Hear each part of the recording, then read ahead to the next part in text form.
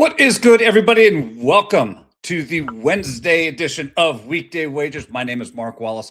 I am so glad you were able to join us here on this Wednesday, this post-St. Patrick's Day Wednesday. Hopefully the hangovers didn't need to be nursed that bad. I'm glad you could make some time for us and join us today. Look, there's so much to cover. We had a couple of things happen last night. One, our weekday wager game of the day, that one hit and quite easily, quite frankly. I mean, there was still seven and a half minutes left in the second half, and the over already jumped. So that was really glad to see that one hit. Also had some little letdown happen in the World Baseball Classic. If you're an American fan, didn't kind of go our way, but we got some basketball. We got some hockey, especially taking place tonight. Before we get into all that, though, we have to look at what happened yesterday. And unfortunately, the Spurs and the Kings decided that all of a sudden now neither one would, they were just going to start putting up some points and turned into a track meet. Actually, they finished this game at 121. So lost it by the hook at the horrible. Robbie comes through for us, though. Matt Savoy got his 1+ point. No sweat there. And Madam Presidente is in the house. Hope everything is going well. I heard rumor on the street has it that you had to attend a funeral. So we are very, very sorry for that loss. But speaking of, let's try to erase losses, and let me get out of the way here. Bring in the guy who, oh, snap. That, dude, I wasn't. People need to know. One, we didn't talk about wearing the dark t-shirts today. That didn't happen. But two, I was not expecting you to pull up the book like that. First of all, thank you very much, Rob. How the hell are you doing? Oh, I'm great. I was just on chapter 7, lost my place now, but I was on chapter 7 of your book. #1 bestseller at Amazon right now, by the way. So if you have it, go out and grab Seeing the Board by Mark Wallace. A hell of a read. That shocked me. I wasn't prepared for that. I just talk about getting off the rails quickly. It just jumped. Well, let me ask you then. I mean, we're here. What have you thought about it so far? It's a lot of stuff that I'm still trying to wrap my head around, man. Like I can read graphs, and yes, I can read. I know some people probably don't think I can, but just what it takes to build a model. Like I'm sure once you start getting the legs in motion and everything cooking, it's easy. But I feel like just starting it is the hardest part. So I'm actually interested in it. And what you just said is absolutely true. It's that initial step, because once you get, now I'm just going to go off on these things. I've been doing these promos for a little bit now. Once you get those basic building blocks put in place, and more importantly, you understand how they work and the functions, it becomes almost second nature, and you get to do it. And we also have a absolute dear friend of mine, Mr. Sia Najad. Thank you so much, Sia. And yes, gosh, authors and lawyers everywhere. I'm not either one of them. What was that? There was a song, something to Guns and Lawyers. And yes, even Tony recognizes the counselor is in the chat. Love it. Love it. Well, thank you so much. And yes, for those who don't know, the book right now has done amazing. It has surpassed. First of all, the fact that one copy has moved would have been a big enough dream. The fact that it's done so well, and we're the #1 new release in the mathematics category. We are we just moved we started out day 1 at number 10 overall as a bestseller in mathematics. We're now number 7. The book just keeps climbing and keeps doing wonders. And DG is still looking for his spelling error. I know he got the book and he's upset that he can't find that spelling error yet because he wants me to refund somebody's book price. So shout out to the editor. I owe you huge. But listen, let's get into what happened last night, and let's start talking a little World Baseball Classic. The U.S. goes down, loses to Venezuela 3-2. What were your thoughts on that game? What it just looked like Venezuela controlled that game. I'm watching that game, and before Bryce Harper's big home run, it did not ever feel like we were in it. Like it just felt like they owned it. And hats off to Venezuela. I mean, hell of a team, hell of a win. They controlled the game from start to finish. I know it got a little hairy with Bryce Harper hitting the home run, but it still didn't even feel like we were in it at that point. I was excited, but it was just like Eugenio Suarez was coming up. I knew something was about to happen, and it did. It did, because he cranked one. Overall, though, when you look at this American team, first of all, they wore those damn hockey jerseys walking into the stadium, and not just replica jerseys. These were game-worn jerseys. Yeah. When you make that kind of a statement, does this? I mean, is it almost a bigger letdown? I'd say I didn't bet that game, but I almost wanted to put the house on Venezuela when they came in the game-worn jerseys. Like, it's one thing to wear a replica, but you wore jerseys of guys who won gold. Like, you don't get that honor until you yourself win gold. And I just thought that's a bad move before a game this big. And then you've got Aaron Judge wearing Austin Matthews' jersey, who Austin Matthews redeemed himself in the Olympics this year. Prior to that, him and Austin Matthews were pretty simpatico with not showing up in the big games. And Aaron Judge didn't follow Austin's lead. He did not show up yet again for Team USA last night. Yeah, I mean, he finishes the entire WBC, which is 2 home runs, and I think people were kind of expecting him to really put this team on his shoulders and carry them offensively. And I, to be honest, I think when you look at that lineup from top to bottom, there is no way they should ever have been held to just 2 runs, period, by any team at any level. Right. You know, I agree. I was happy to see Roman Anthony came out. He plays for Boston, a young kid. I'm glad to see he's doing well. You're probably going to see his name a lot this baseball season for me when it comes to player props. So that was good to see. And I did like Bryce Harper. At least went out, congratulated Venezuela, showed some class and some respect. I thought that was really good to see. But hats off to Venezuela. Like I said, they kicked ass. I like Ronald Acuna. He's one of my favorite players, so it's good to see him get that too. And as Nate G said, they kind of desecrated those uniforms. Yeah, they did. I think it's, yeah. You bring up a great correlation, though, with Aaron Judge and Austin Matthews. And I bring up Austin Matthews because you and I haven't even had the chance to talk about this. Austin Matthews, season-ending injury that came at the hands of Radko Gudas. Torn ACL, had to go under surgery. Gudas gets a 5-game suspension. Now, this is a guy who's got a reputation. It's not like this was a one-off and it was like just a really freak accident. This guy's got a reputation. Do you think if you put a guy out for the rest of the season that he should have only gotten 5 games?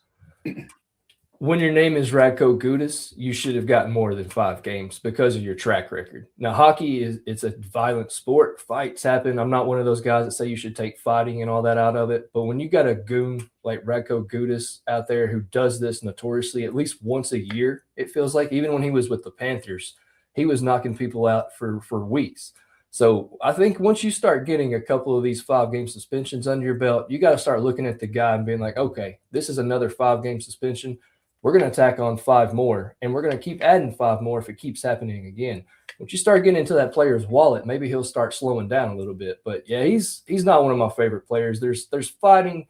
There's guys who go after people, but the way he does it is not hockey. He's out there hurting people. Like I can't stand that. So let me ask you this, because I know that there's a huge initiative, right, to really start to increase the popularity of hockey and broaden out a base, especially with younger leagues starting to develop. And the NHL is really pushing this, trying to connect with the younger generations to get them more involved in hockey, get more eyes on hockey.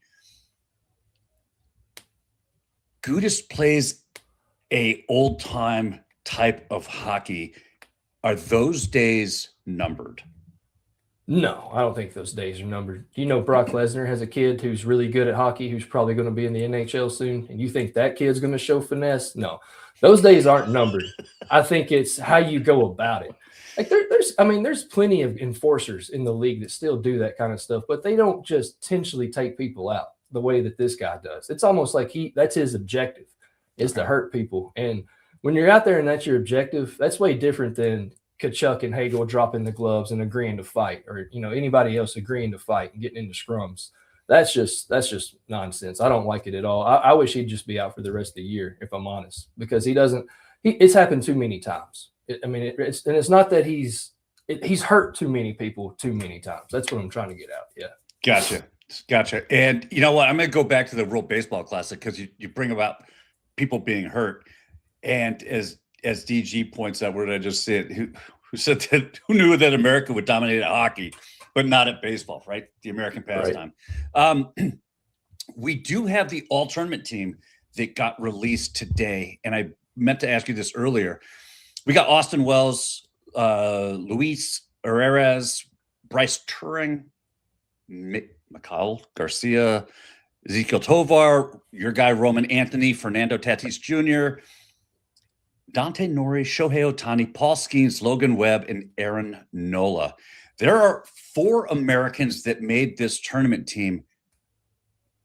Do you think that's right? Or should there have been more? Should there have been less?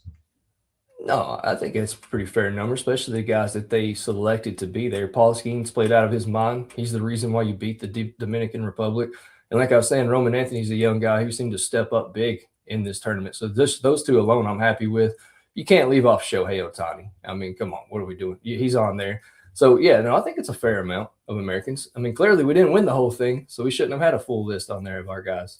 Well, and to your point, there's 3 Venezuelans compared to the 4 U.S. Is that an injustice? I mean, when you start talking about individual play, it kind of differs from what the team did. Venezuela, just as a team effort, was just way better against America and against Italy in their last game. I mean, they just as a team were way better. So, no, I'm fine with that, how that shaked out. Yeah. And, Joe, yes, I know I butchered those pronunciations. It is what it is. Give me hockey players. Wait till I get to say Jesus Sanchez again this season. Yes, absolutely. Well, listen. Hockey last night. We had some surprising results. Do you think? Yeah, a few games, some surprises, some not surprises. Cole Caulfield and Nikita Kucherov came through big for me. But yeah, it was some interesting hockey, to say the least. Again, what was most surprising? What stood out for you the most last night on the ice? I don't know if it was a shock, but Edmonton coming out and playing the way they did without Leon Draisaitl was good to see if you're an Edmonton fan. But you don't want to fall in that trap. Teams usually do this in any sport. Your guy goes down, you want to play hard for him. Can they do this going forward? Because, I mean, the Sharks are not a bad team, but they are one of the worst teams defensively. So whenever Edmonton actually plays a defense that knows what they're doing, can they still replicate those results? Like Max Jones, of all people, Connor Murphy getting his first goal with joining the Oilers. So that was one of the things. I wasn't shocked to see Edmonton win, but it was one of those deals where I want to see what happens with them going forward when the competition really ramps up. And I'm going to circle back to this because you just brought it up. It's good to see when your team stands up for a guy or, kind of shows up when the guy goes down. We just talked about Austin Matthews, who got took out, and not a single one of those guys in that Toronto locker room dropped gloves, did nothing for their captain. Yeah. What kind of a message does that send to that entire team? Well, he's already gotten heat because he's American and he played for Team USA. So he's already getting heat from the media. And then your boys who are supposed to stick up for you, they don't even drop a glove. They don't even try to go after the guy. I mean, are they scared of Gudas? They don't want to fight? It doesn't say a lot. It makes your team overall look weak when you do that. Because I can remember, I think it was the Sabres. I don't remember who went down, but you saw somebody, 2 or 3 come over and they just started hammering the guy that took out one of your guys. I'm drawing a blank, but it wasn't that long ago. But it's a stark comparison. And then afterwards, I guess they tried to fight or tried to get up in the next game. It's like, it's too late, fellas. You should have done it right then and there. Somebody should have went after Gudis. I don't care if you get your butt kicked or not. You at least show that you care about your teammate. And he had nobody showing up for him. And if I'm Austin Matthews, why do I even want to be here anymore? Right. The country hates me. Clearly, my teammates hate me. Trade me. Trade me to some American team where I might get a little bit more, appreciation for what I do on the ice. Yeah, to your point, I mean, Rasmus Dahlin, right, for the Sabres, and him and Hagel, dude, it is on site between these two. If they're on the ice at the same time, you're going to see a fight. It's just going to happen, and there's that much anger and aggression towards each other for those hits that have come across as maybe not the cleanest of hits, or trying to do more damage than just a clean hit would normally accomplish. Right. I did get, if you're wondering about Draisaitl, I did see news where it's not ruled out for the postseason. If Edmonton can survive and make the postseason, he's not going to need season-ending surgery, so there is a good chance he comes back, which if you're Edmonton, that's 97 points that you're taking off the board for that team this year. That's how many he had before he got hurt. So you want to get him back. So we do have an interesting question in the chat, Robbie. Uh-huh. Robbie, Joe wants to know, would you go after him if he dropped me? So before you even answer, let me just say, Joe, love you. Love you, a big part of the show. I think if there's anybody that's been drinking at this particular moment right now, I'm going to say it's Joe. But would you come to my defense as Joe and I were tussling on the ice? If you were on the ice and it's a hockey game and Joe does a malicious hit that I deem in my head malicious, yes, I would go after Joe. Now, if you two are in a bar and you two are having a discussion and it goes sideways, no, that's you're two big boys. Y'all can handle it yourselves. Now, if Joe's buddy Jim in the corner decides he wants to try to jump in on the action, he ain't getting very far because I'll take him out. But as long as it's a gentleman's agreement, that's on you two. See, and the truth is Joe is about my size. So it would be two big bears just kind of going at it. And like I said, Joe, I love you. Why would you ever want to drop me? That's craziness. Oh my God. Oh, if we were discussing Kappa rankings, well, that's a whole nother story. Joe's got this. Nate says he would throw down if someone took out Mr. Predicto. And DG's listen, you would have to pry Mr. Predicto from DG's cold, dead hands. All right, you're not getting that. No. Oh, well, here's a little shot. Are you surprised, though? Are you surprised?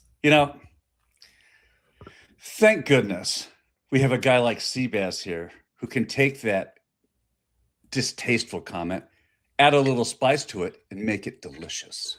Hey, what's up, everybody? It's your boy Seabass, the only 5-star chef in the game. We all know sports betting is full of bad beats and tough calls, but when it comes to flavor, there's no second guessing. Bassett's Blends is the plus EV lock of every meal. We don't need a stinking model. Crafted with winning spices and bold taste, Bassett's Blends comes in 3 flavors, original, hot, and no salt, that's going to turn chicken, steak, vegetables, any dish into a can't-miss cover every night. With Bassett's Blends, there's no bad beats, no flavor fades, just guaranteed greatness. Check out the link right here where you can pick up your Bassett's Blends for a guaranteed lock every single night. Whoa, there we go. Absolutely. And listen, Miami, Ohio versus SMU. And I know the real question, and we heard it here when we filled out our brackets with DG, is that DG thinks Miami of Ohio absolutely sucks. They're taking on SMU in a first 4 game. And when you actually break this, I'm playing the total to go over 161.5. And I know that is a inflated number, but here's why. Because when you actually break this game down, everything points towards pace, efficiency, and sustained scoring on both sides, actually. You've got Miami, Ohio coming in averaging over 90 points per game. Don't at me because with all your, but it was in the MAC. No real good competition in the MAC. Whatever. They're still scoring over 90 points per game in conference play. SMU, they sit in the mid-80s in the ACC. And when you look at the projection here, we're talking about a combined output north of 165 according to the model. That's already clearing this number with room to spare. And it's being driven by how both these teams operate offensively. Miami, they are elite when it comes to ball movement and creating clean looks. They don't waste possessions. And that's critical in a total that's this high because you're not relying on chaos. You're relying on that efficiency. On the other side, SMU plays with tempo as well. And more importantly, they bring that interior presence that can force easy buckets in the paint. We already saw Miami get exposed down low in their last game, right? They gave up a ton of points and they lost on the glass. They gave up all these offensive and second chance rebounds that they could not convert. That's exactly where SMU is going to attack early and often. You layer in the game environment. While it's a neutral site, there's a tight spread, but this is being played in Ohio, literally 40 minutes away from the Miami of Ohio campus. It's being played close to home, so you're going to have a lot of home crowd support pulling for Miami, Ohio. That keeps them engaged offensively for a full 40 minutes. They're going to generate perimeter looks. SMU is going to counter inside, and what you end up with both teams scoring in different ways, but at a consistent rate. This isn't a spot where one team slows it down and kills possessions. Both sides have pathways to efficient scoring. And then when you combine tempo, shot selection, pace of play, and the fact that this thing is supposed to be a close game, spread's only 3.5 points, look for a lot of free throws at the end. It gets us over this number. Robbie, what are you doing? We're going to the ice. We're going to take a New York Rangers killer, and that is Jack Hughes. You talk about people hating somebody. The Rangers hate Jack Hughes because this guy does nothing but scores goals and points against them. He has registered 2+ points in 4 straight games against the Rangers. The last time these guys faced off, about 10 days ago, Jack Hughes had a hat trick in that one. In 24 games against the Rangers, Hughes has 19 goals and 13 assists. You got to think this isn't the Rangers that he's been seeing this season. The Rangers were good once, not that long ago. They were Stanley Cup favorites, and Jack Hughes still dominated them. So these stats aren't just great, but you have to think this is a team in New York who can't play well at home. Season is lost. Jack Hughes is still riding that high from the Olympics. I think tonight 2+ points at +155 is great value. I also don't mind taking him at an anytime goal around +150. Jack Hughes also is missing his puck, the game-winning puck in Canada. So whoever in Canada has Jack Hughes' puck, please deliver it to the captain of the Team America. Thank you. I don't know why I wasn't there for a second. How did he lose his puck? They still have it. I don't know who has it in Canada, but the puck is still in Canada because he's come out and said it was kind of bull crap. He goes, I want my puck. That's what he wants, the puck in his possession. And I don't blame him. I'd want it too. Gotcha. All right. Well, Joe, who gives us a lot of joy, brings up a great point, is that the game of the day yesterday hit, like we mentioned, with 7 minutes left. It was one of the most sweat-free cashes I could have had. I was texting both you and DG on my way home from the gig that we played. It was like, they scored 90 points in the first half. It was absolutely unbelievable. Yeah. And Nate asked, is it at the Hockey Hall of Fame? Nate, I didn't read the article, just saw the title of it. And it said, I want my puck back. And it's somewhere in Canada. So give me back my puck. He just wants his puck back. It is possible to say, but either way, he wants it back. I mean, hell, if Team USA Baseball can wear the game-worn jerseys, give Jack Hughes his puck back. I like it. You know what else we like? A little like the lamp. You had 2 guys, Captain Cooch and... Glad you said it this time. Hey, listen, they didn't cancel when you said it. I figured it's safe. You're a #1 best-selling author now, so you got to I got to be really careful. Who else was the other one that capped? Nikita and Cole Caulfield. Caulfield got goal number 40 last night, and Kucherov against Seattle was just automatic. He kills them. Well, here's what we're going. Look at this little graphic. You think DG's the only one that can do graphics? Light the lamp for tonight. We got Nathan McKinnon at +105. Your guy Jack Hughes at +150. Wyatt Johnson of the Dallas Stars for +180. Leo Carlson at +200. and Trevor Zebras at plus 240. Who do you like on this list? Or are you going off the board? I like the top two, Nate and Jack Hughes for sure. I'm going off the board, and I hate myself for doing it. So, Nate, this is for you, bud. I'm going to take Jason Robertson, anytime goal at plus 160. He has 4 goals in his last 3 games when he's playing against Scott Wedgwood of Colorado. And Scott Wedgwood will be in the crease tonight. All 3 of those games were in Colorado, just like it'll be tonight. So give me Jason Robertson, yet again, tailing a Dallas Star. I hate myself at plus 160. You know, I am dying inside because I looked at that and the rationale that you just gave at the end of that was all it took to convince me I am reading this wrong. I need to stay the hell away from this. I just, no, not doing it. Look, call me chalky. I don't care. I'm going Nathan McKinnon because why? His anytime goal number is at a plus figure. It's usually minus 110 to minus 120. I love that presents a value. Yes, I know it's against Dallas. Yes, I know they have Jake Ottinger in goal. This should be a very tight, contested game. In fact, I'm banking on the fact that Colorado, after getting their ass kicked by Pittsburgh, because they overlooked Pittsburgh, I'm assuming they were looking ahead to this game, and that's where they want to focus their efforts. It's time for Nathan to don that cape and let number 29 shine. I was going to say, Utah beat Dallas 6-3, so I think both teams were looking a little bit ahead to tonight. And if you want a little nugget, the last 5 games against Dallas and Colorado has seen 7+ goals, with 9+ goals scored in 3 of those 5 games. So the trend is over, which makes me nervous. Yeah. I see that, and honestly, I get nervous. I don't know why my brain works that way. Most people see that like hammer, over. It's going to go over. But like Nate said, this is a heavyweight fight. 3 points separate these 2 teams from the top of the West. So they're both going to be playing a little tighter.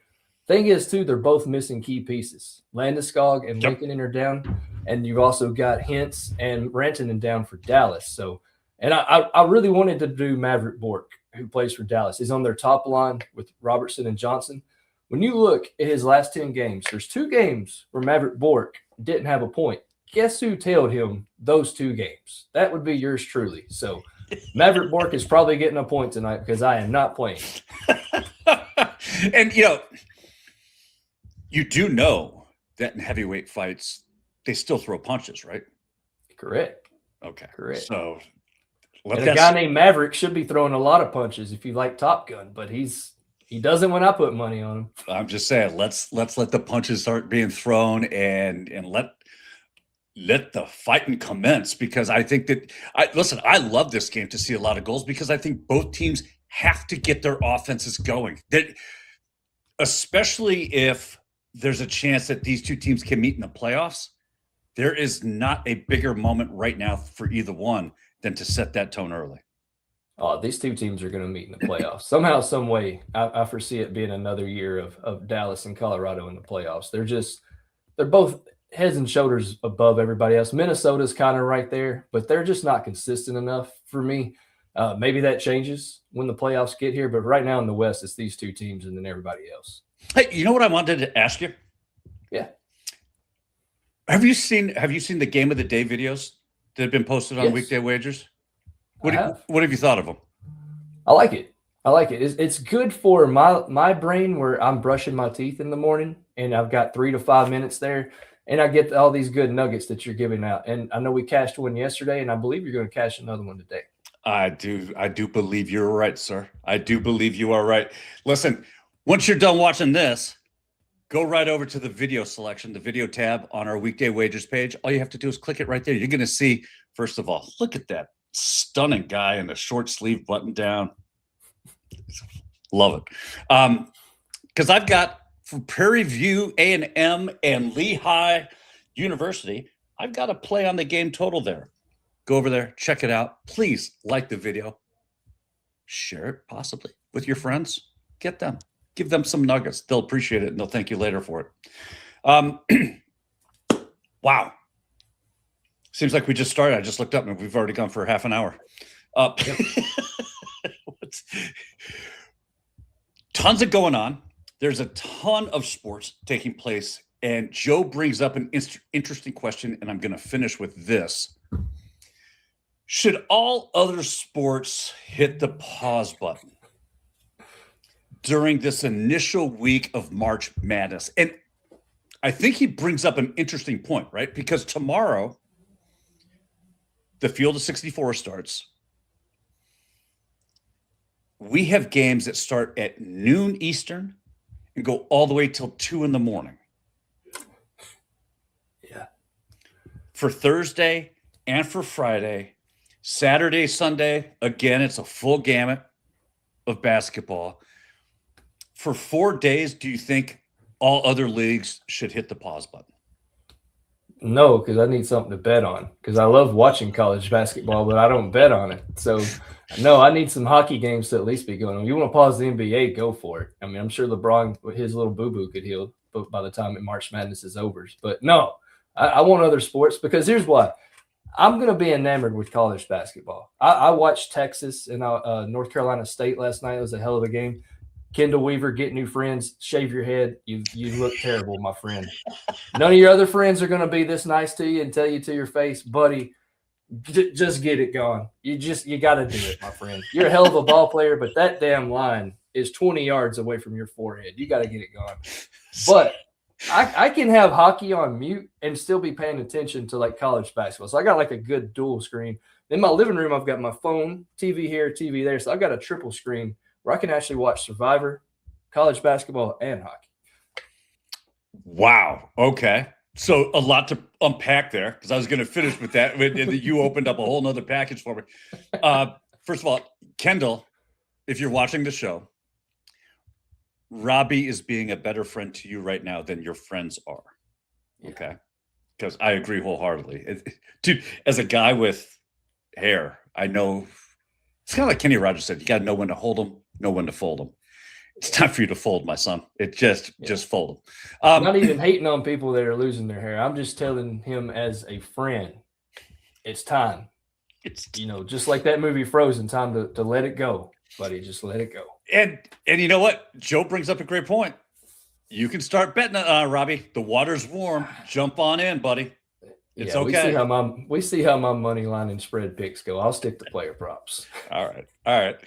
So with that, which hockey game is most? I'm going to take away Dallas and Colorado. I'm taking that off the table. Sure. Which one, other than that, is drawing your interest? The nightcap. You've got Philly and Anaheim, and I honestly I wanted to do a play with Zegras and Cutter because the two guys that got traded, a lot of heated stuff going on there. But Cutter is now on the third line for Anaheim, and he's on their second power play unit. So for props for Cutter, I can't get on board. I mean, I'm not saying they can't do it, but that's what. And one, why? Why are you putting a guy who's been as good as him on the third line in the second power play? I don't get it. And on the flip side, if Zegras was still on the same line with Travis Konechny, I'd be all over his props. But again, this is a way different game than the last time we covered this. I think both of them scored. Zegras had 2. I'm staying away from it as far as a betting perspective, but there should be a lot of tensions flaring in that one tonight. Yeah, there's a lot of animosity between those two teams, especially from the fan base.